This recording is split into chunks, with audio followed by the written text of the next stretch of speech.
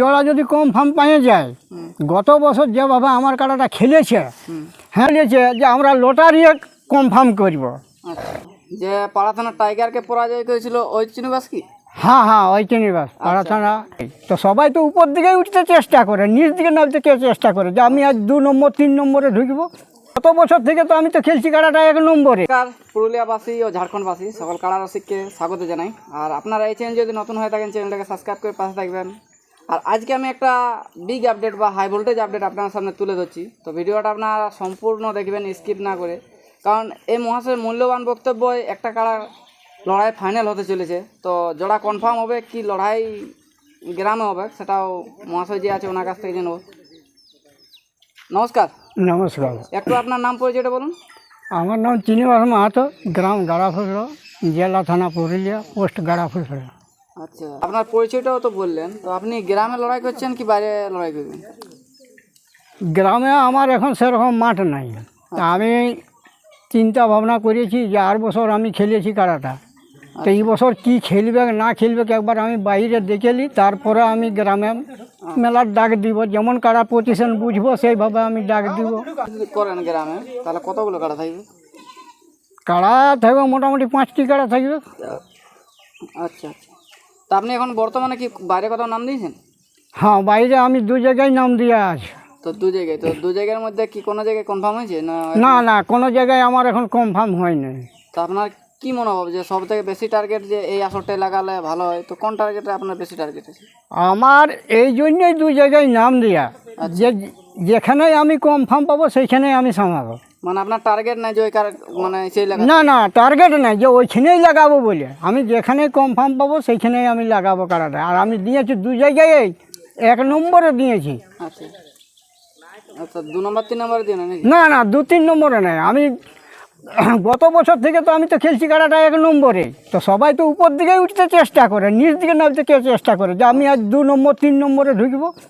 আচ্ছা আচ্ছা, তো আপনার জোড়াটা কোথায় কীভাবে নেবে বলেছে? যে কেউ কমেন্ট বলে, কেউ জিতকার হিসাবে বলে, কেউ বাইরে? না না না, সেটা কুদাকাড়ায় বলেছে যে কমেন্ট হিসাবে লড়াই হবে। কমেন্ট কি? আচ্ছা, সিরকাবাই যে বলেছে যে আমরা লটারি কনফার্ম করব। আচ্ছা, এবার কে কীভাবে কমেন্ট করে লটারি কার কি উঠে ওটা তো আর আমি এখন বলতে পারছি। আপনি কমেন্টের হিসাবে দেখবেন না আপনার কারার লড়াই হিসাবে আপনি জোড়া নেবেন? কমেন্ট হিসাবে যদি আমার কমেন্ট বেশি হয়ে যায়, আমি কমেন্ট হিসাবে ঢুকে দিব।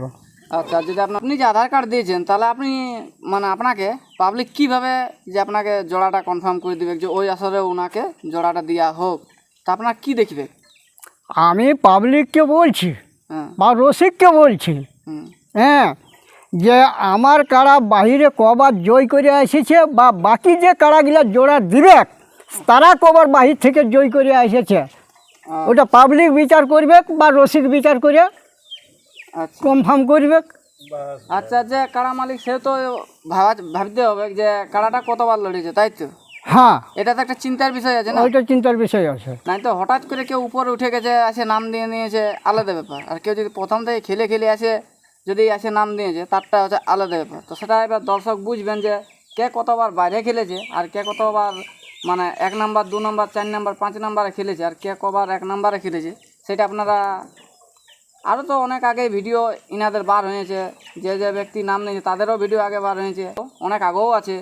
তা আপনারা দেখবেন আর কমেন্টটা করবেন, যেটা আপনাদের পছন্দ হবে সেই ওয়াকে কমেন্ট করবেন। আমি বলছি না যে ইনাকেই কমেন্ট করুন বা ওনাকেই কমেন্ট করুন, সেটা আমার দিক থেকে কোনো নাই, কিন্তু আপনারা বিচার করবেন। আর জিনিসটা হচ্ছে যেন ইনার কাড়ায় জোড়া যদি পায়, তাহলে আমি একটাই বলবো, যেহেতু ইনার কাড়া 1 নাম্বারে উপযুক্ত, যেহেতু 1 নাম্বারে প্রথম টু লাস্ট খেলে আসছে, এই জন্য বলবো যে ইনার কাড়াকে জোড়া দেওয়া দরকার বা পাবলিকও কমেন্ট করা দরকার।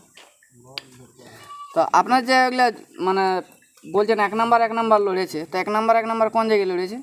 1 নম্বর প্রথম আমি খেলেছি রোহিণগাড়া ধবনীতে। আচ্ছা, ওখানে 21,000 আমি পরাজয় করে আনিয়েছি।